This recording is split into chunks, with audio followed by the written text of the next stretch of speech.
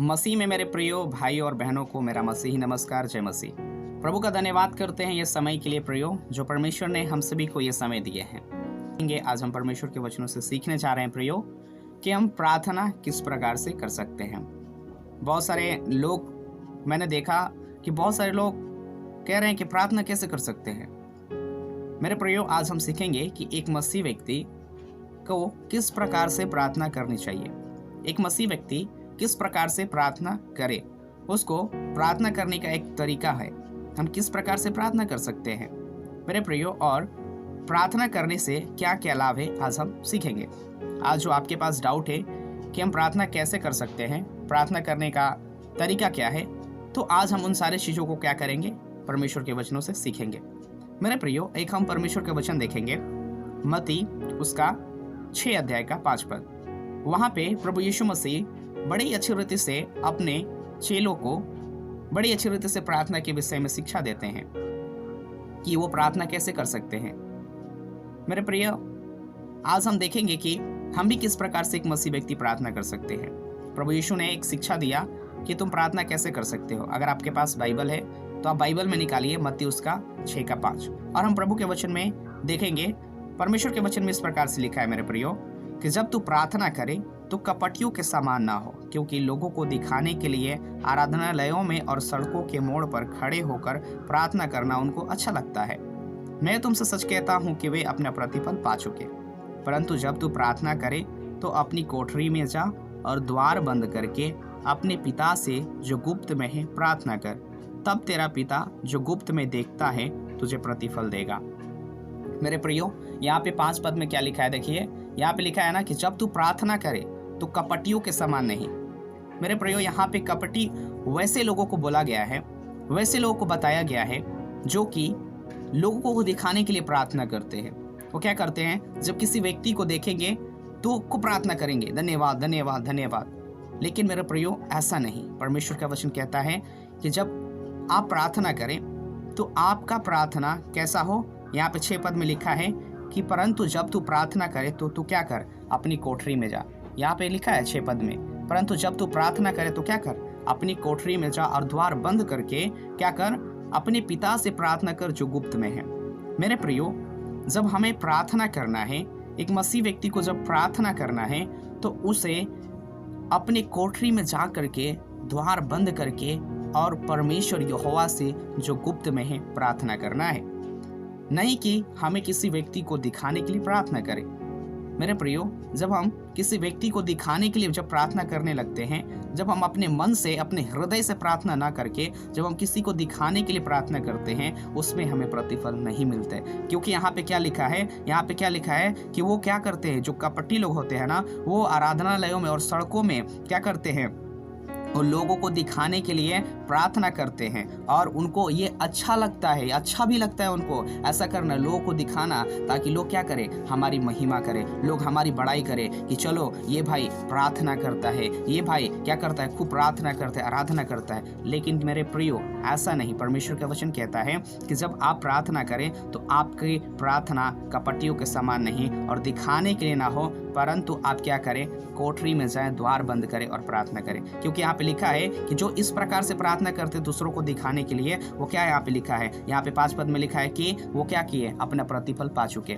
मेरे प्रियो, जब आपको प्रतिफल पाना है, जब आपको आशीष पाना है परमेश्वर से, जो आप प्रार्थना करते हैं और वो चाहते हैं कि परमेश्वर हमारे जीवन में करे, तो आपको मेरे प्रियो, आपको एक कोठरी के अंदर जाना है, एक दरवाजा के अंदर, एक रूम के अंदर जाना है। परमेश्वर के वचनों के अनुसार आपको जहाँ जगह मिलता है वहीं पे एकांत में परमेश्वर के चरणों में जाकर के उस परमेश्वर यहोवा से प्रार्थना करना है।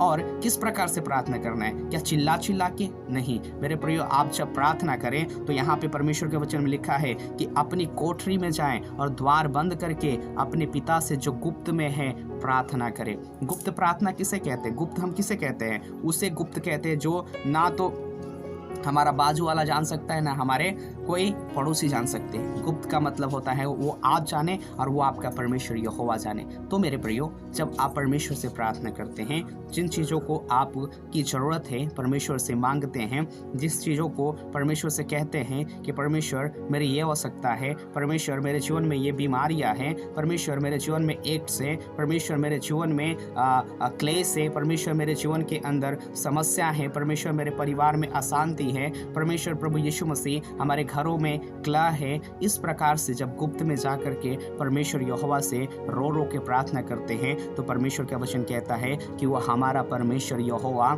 जो गुप्त में है वो आपको देखता है और आपकी प्रार्थनाओं को सुन करके मेरे प्रियो आपके जीवन में अद्भुत काम करता है। इसलिए एक मसीह व्यक्ति को कैसे प्रार्थना करना चाहिए? गुप्त में प्रार्थना करना चाहिए, किसी को दिखाने के लिए नहीं, परंतु जब उसको परमेश्वर से कुछ प्राप्त करना है तो यहाँ पे हम क्या देखें कि वो अपने कोठरी के अंदर जाए और द्वार बंद करके अपने पिता से जो गुप्त में है प्रार्थना करे।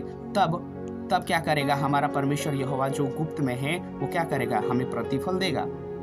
यानी कि जब हम किसी को दिखाने के लिए नहीं, जब हम अकेला में एकांत में उस परमेश्वर यहोवा से प्रार्थना करेंगे और अपनी ज़रूरतों को कहेंगे, तो उस परमेश्वर हमें क्या करेंगे? उसका प्रतिफल देंगे। लेकिन जब हम किसी को दिखाने के लिए प्रार्थना करते हैं तो ऊपर में यहाँ पे क्या लिखा है? देखिए यहाँ पे लिखा है ना कि वो अपना प्रतिफल पा चुके। वो अपना प्रतिफल, यहाँ पे क्या लिखा है कि वो अपना प्रतिफल, यहाँ पे लिखा है ना, देखिए यहाँ पे लिखा है कि वो अपना प्रतिफल क्या हो गए? पा चुके। इसीलिए हमें किसी को दिखाने के लिए नहीं, परंतु हमें क्या करना है प्रियो? हमें उस परमेश्वर यहोवा से जो गुप्त में है प्रार्थना करना है। अब प्रार्थना कैसे करें? प्रार्थना कैसे करें? सबका क्वेश्चन है कि प्रार्थना कैसे किया जाता है। तो जैसे कि मैंने बताया कि प्रार्थना कैसे करना है, पहला कि आपको अपने रूम के अंदर जाना है, एकांत में होना है और उस समय परमेश्वर यहोवा से रोकर गिड़गिड़ाकर किसी भी प्रकार से प्रार्थना कर सकते हैं और उस परमेश्वर से अपनी उन चीज़ों को जो आपके जीवन में समस्या हैं, जिस प्रकार से मेरे प्रिय, फॉर एग्जाम्पल मैं आपको बताना चाहता हूँ कि जैसे हम डॉक्टर के पास जाते हैं, जैसे हम डॉक्टर से कहते हैं कि मेरे जीवन में डॉक्टर साहब ये बीमारी है, ये समस्या है, ये दिक्कतें हैं, मुझे बुखार है, मेरे सर में दर्द है, मुझे एड्स है, मेरे ब्रेन में ट्यूमर है और कई प्रकार की समस्याओं को हम डॉक्टर के सामने बताते हैं। और डॉक्टर साहब क्या करते हैं? हमारी बीमारी को सुन करके, हमारे अंदर जो बीमारियां है उसको सुन करके उसके अनुसार हमें ट्रीटमेंट करते हैं, हमें क्या करते हैं? इलाज करते हैं हमारा और हमें मेडिसिन, दवा देते हैं। ठीक उसी प्रकार से है मेरे प्रिय, हमें प्रार्थना कैसे करना है? तो हमें एक गुप्त में अर्थात एक रूम के अंदर जा करके कोठरी दरवाज़ा बंद करना है और या एकांत में, हम यहाँ पे इसका अर्थ भी कह सकते हैं कि एकांत में, वहाँ पे आपके पास कोई ना हो, वहाँ पे परमेश्वर के पास आप हो और आपका परमेश्वर यहोवा हो, अर्थात प्रभु यीशु मसीह आपके साथ बैठे। क्योंकि प्रभु के वचन में लिखा है कि जब हम प्रार्थना करते हैं तो हमारा परमेश्वर यहोवा हमारे साथ रहता है और उसका स्वर्गदूत हमारे चारों तरफ क्या करते हैं? छावनी करते हैं और हमारी प्रार्थनाओं को सुन करके वो परमेश्वर का स्वर्गदूत उस परमेश्वर यहोवा तक हमारी प्रार्थनाओं को क्या करते हैं? पहुँचाते हैं। इसलिए जब हम प्रार्थना करें तो किसी मनुष्य को दिखाने के लिए नहीं, परंतु एकांत में परमेश्वर से प्रार्थना करें, तब परमेश्वर यहोवा हमें उस एकांत प्रार्थना का प्रतिफल देंगे। आगे 7 पद में इस प्रकार से लिखा है कि परमेश्वर के वचन में कहता है कि प्रार्थना करते समय अन्य जातियों के समान बक बक ना करो, क्योंकि वे समझते हैं कि उनके बहुत बोलने से उनकी सुनी जाएंगी। 8 पद में इस प्रकार से लिखा है, इसलिए तुम उनके समान न बनो, क्योंकि तुम्हारा पिता तुम्हारे मांगने से पहले जानता है कि तुम्हारी क्या क्या आवश्यकता है। मेरे प्रियो, यहाँ पे हमने 7 पद में क्या देखा कि हमें जब प्रार्थना करना है तो ज़्यादा बकबक नहीं करना है। अब ज़्यादा बकबक का मतलब क्या है? ज़्यादा बकबक का मतलब कि हम प्रार्थना कर रहे हैं लगातार, परमेश्वर मुझे ये चाहिए, परमेश्वर मुझे ये चाहिए, परमेश्वर मुझे हाथी चाहिए, परमेश्वर मुझे घोड़ा चाहिए, परमेश्वर मुझे एरोप्लेन चाहिए। इन सारी चीज़ों को हम क्या करते हैं? कहने लगते हैं परमेश्वर से। जो हमारी आवश्यकता ना है उन सारी चीज़ों को भी हम कह देते हैं कि परमेश्वर मुझे एरोप्लेन चाहिए।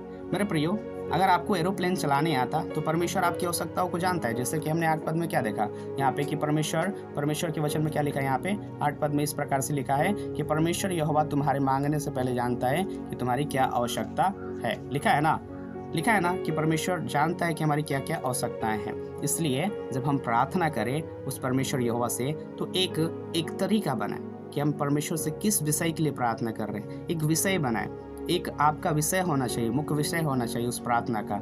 आप प्रार्थना कर रहे हैं, मान लीजिए कोई बीमार में है, कोई समस्या में है, आप उसके लिए प्रार्थना कर रहे हैं, तो आप एक विषय बनाएंगे, भाई एक हम विषय बनाएंगे कि मैं परमेश्वर से हम प्रार्थना करेंगे, प्रभु यीशु मसीह इस भाई के जीवन में क्या है, ये बीमारी है, परमेश्वर आप इसके जीवन के अंदर में जो बीमारी है आप उसको चंगाई छुटकारा प्रदान कीजिए। तो ये क्या हुआ, विषय हुआ। फॉर एग्जाम्पल आपके घर में कोई किसी का तबीयत खराब हो गया, तो आपको उसके लिए प्रार्थना करना है। तो जब आप उसके लिए प्रार्थना कीजिएगा तो कैसे कीजिएगा, उसका नाम लिखिए, उसके जीवन में जो बीमारी है वो लिखिए और उसके लिए क्या कीजिए, प्रार्थना कीजिए। तब परमेश्वर यहोवा उसके जीवन में अद्भुत काम करेंगे। ठीक उसी प्रकार से यहाँ पे क्या लिखा है कि जब हम प्रार्थना करें तो अन्य जातियों के समान ज़्यादा बकबक ना करें। अब जो विषय है उसी के लिए प्रार्थना करना है प्रियो। आपको उसके जीवन में बीमारी है, आप उसके लिए प्रार्थना करना है। मान लीजिए उसको बुखार है तो उसको बुखार के लिए प्रार्थना करना है। अब हम प्रार्थना करेंगे परमेश्वर इसके अंदर दुष्ट आत्मा है, दुष्ट आत्मा को दूर कीजिए, नहीं मेरे प्रियो, उसके अंदर बुखार है, बुखार के लिए प्रार्थना कीजिए।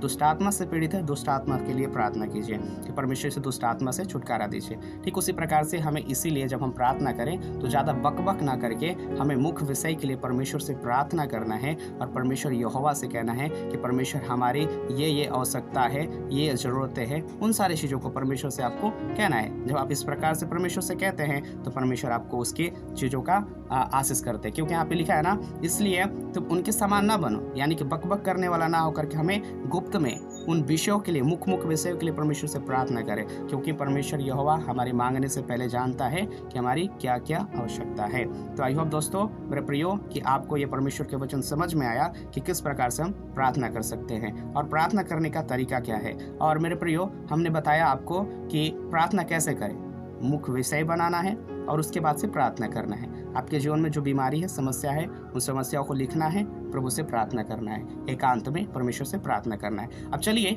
हम जानेंगे कि प्रार्थना करने से क्या क्या लाभ है। हम प्रार्थना करेंगे तो हमें क्या क्या लाभ हो सकते हैं और हमें प्रार्थना करना क्या जरूरी है या नहीं। तो इन सारी चीज़ों को भी हम इस क्लास में देख लेते हैं। तो वीडियो में बने रहिए, मैं आपको बताता हूँ। तो मेरे प्रियो हम सीख रहे हैं कि प्रार्थना करने से क्या क्या लाभ है। तो आप उसके लिए एक वचन निकालिए। आपके पास बाइबल है तो भजन संगीता के पुस्तक उसका 121 अध्याय, आपके पास बाइबल है तो निकालिए उसमें भजन संगीता 121 अध्याय और हम परमेश्वर के वचन में देखेंगे। मेरे प्रियो यहाँ पे परमेश्वर के दास दाऊद राजा इस प्रकार से बताते हैं कि मैं अपनी आंखें पर्वतों की ओर लगाऊंगा, मुझे सहायता कहाँ से मिलेंगी। मुझे सहायता यहोवा की ओर से मिलती है जो आकाश और पृथ्वी का करता है। यहाँ पे क्या लिखा है, मैं अपनी आंखें पर्वतों की ओर लगाऊंगा, मुझे सहायता कहाँ से मिलेंगी, और मुझे सहायता यहोवा की ओर से मिलती है जो आकाश और पृथ्वी का करता है। तो मेरे प्रियो जब हम यहाँ पे देखिए लिखा है मैं अपनी आंखें पर्वतों की ओर लगाऊंगा या उठाऊंगा, यानी कि यहाँ पे आपके बाइबल में लिखा है कि मैं अपनी आंखों को परमेश्वर की ओर लगाऊंगा।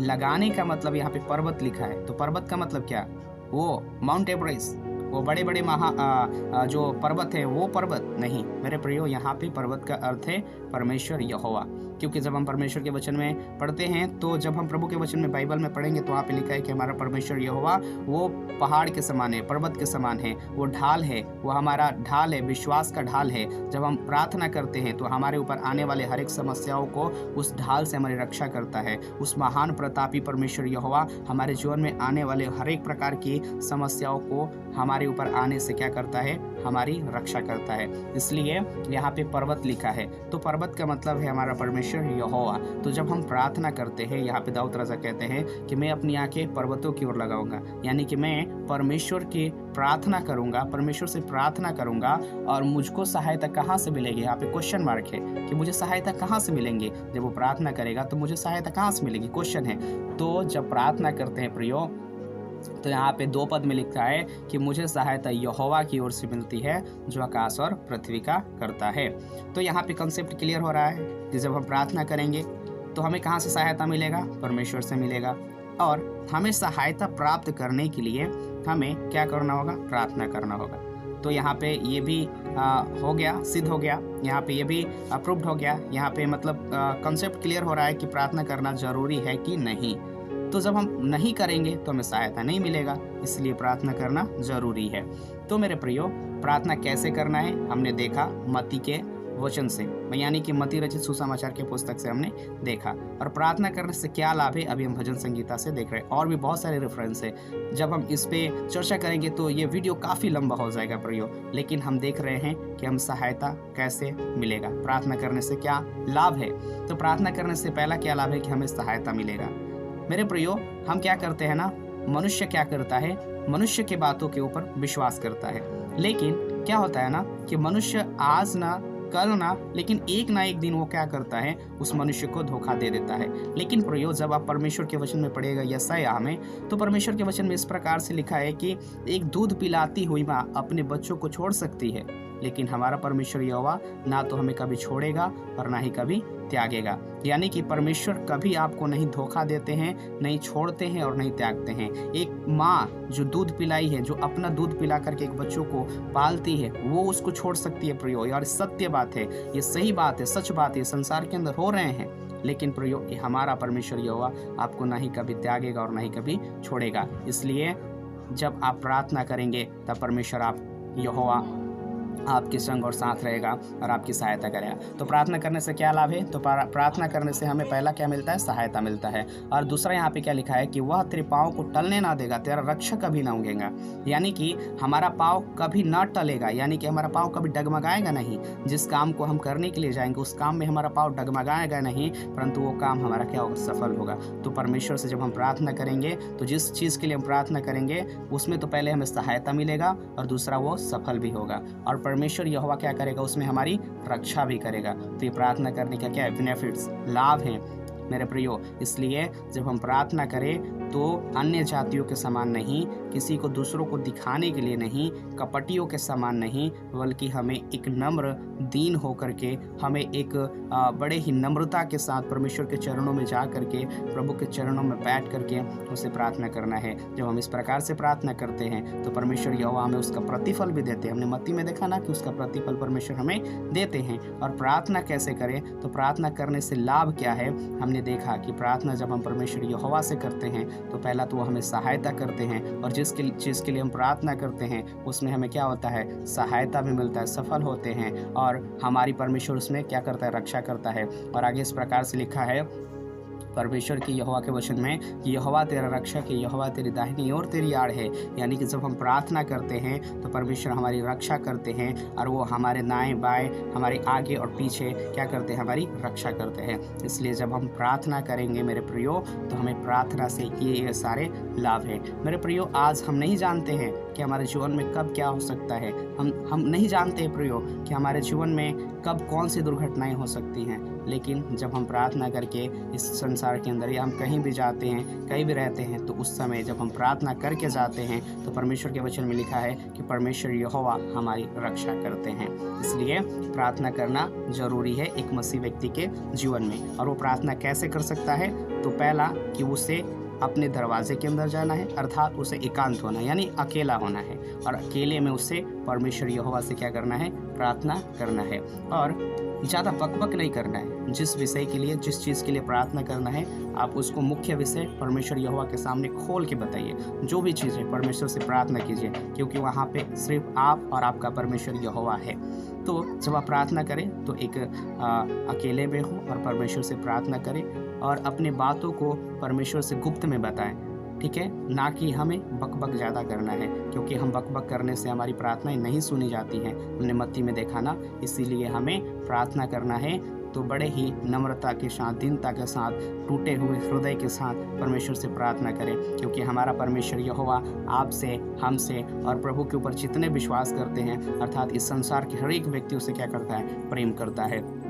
इसलिए जब हम प्रार्थना करते हैं तो हमें पहला क्या मिलता है, उसका लाभ, हमें सहायता मिलता है, और जिस चीज़ के लिए हम प्रार्थना करते हैं वो काम सफल होता है, और उसमें हमारा परमेश्वर यहोवा हमारी सहायता करता है, और वो हम उस काम को करने के लिए हमारी रक्षा भी करता है। क्योंकि जिस भी काम को हम करते हैं तो उसमें मतलब ये है कि उसमें क्या आता है, कठिनाइयाँ आती है। इसलिए कठिनाइयों से परमेश्वर यहोवा हमारी रक्षा करता है, उसमें सहायता करता है, और उस काम को सफल होने के लिए मदद करता है। ठीक है प्रियो, एक उदाहरण जब हम देखते हैं तो एक उदाहरण हम देख लेंगे, ठीक है। टाइम लंबा हो रहा है, लेकिन एक उदाहरण जब हम देखते हैं यहाँ पर, जब पहला राजा पढ़िएगा, पहला राजा के पुस्तक, उस पर जब आप पढ़िएगा पहला राजा उसका इस प्रकार से 3 अध्याय में, तो वहाँ पे लिखा है, मैं आपको रेफरेंस बता देता हूँ। पहला राजा 3 अध्याय आपके बाइबल में पुराना नियम में है, पहला राजा 3 अध्याय, उसमें देखिएगा तो वहाँ पे एक परमेश्वर के दास सुलेमान है, वो प्रभु से प्रार्थना करते हैं बुद्धि के लिए, और जब वो प्रार्थना करते तो परमेश्वर उन्हें एक ऐसा बुद्धि देते हैं, एक अच्छा बुद्धि देते हैं, एक अच्छा विवेक देते हैं, जो कि सारे कई राजा लोग, कई रानियां उनसे क्या करते हैं, मिलने के लिए आते, उनकी शिक्षा को सुनने के लिए आते हैं। इसीलिए जब आप प्रार्थना करेंगे तो परमेश्वर यहोवा आपकी भी प्रार्थनाओं को सुन करके आपका भी उत्तर देंगे। ठीक है प्रियो, तो प्रार्थना कैसे करना है, प्रार्थना करने का तरीका क्या है? तो प्रार्थना करने का तरीका, आप एकांत में होना है, परमेश्वर से प्रार्थना करना है और अपनी चीज़ों को कहना है गुप्त में, और ज़्यादा बकबक ना करके परमेश्वर के सामने बड़े ही नम्रता के साथ, दीनता के साथ उसे प्रार्थना करना है। ओके, और प्रार्थना करने से क्या क्या लाभ है? तो जब हम प्रार्थना करते हैं तो पहले उसमें क्या मिलता है, हमें सहायता मिलता है,